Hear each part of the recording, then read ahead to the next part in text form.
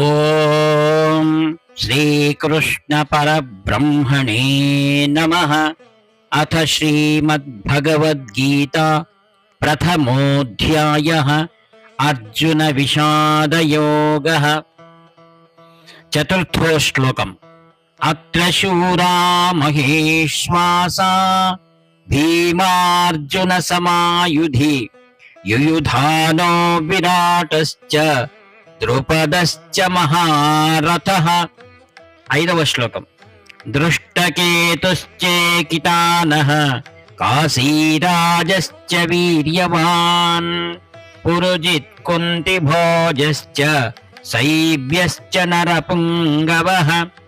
ఆరవ శ్లోకం.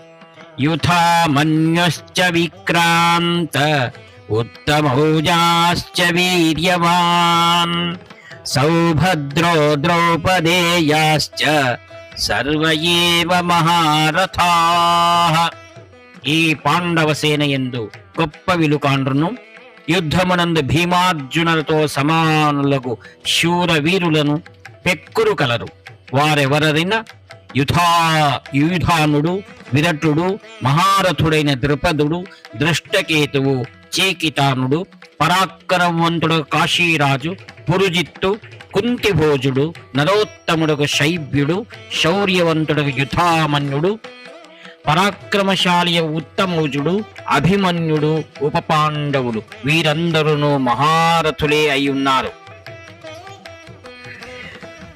పై నిలిపిన వీరులందరూ భీమార్జునులతో సమానులని చెప్పుట వలన వారిరువురును శూరాగ్రేశ్వరులనియు దుర్యోధను భయోత్పాదము కలిగించేవారనియు స్పష్టపడుచున్నది. దుర్యోధనుడు స్వపక్ష వీరులను గూర్చి ముందుగా తెలుపగా పరపక్ష నాయకులను వర్ణించెప్పుటలో రెండు కారణములు కలవు. ఒకటి, ఆచార్యునకు శత్రు సైన్యంపై రోషము కల్పించుట. రెండు, తన సైన్యం విషయమై ధైర్యము తగ్గిండుట, లేక తన సైన్యము కంటే ప్రతిపక్ష సైన్యమే బలవత్తరముగా ఉన్నదను భావమును కలిగించుట. హరి ఓం తత్సత్.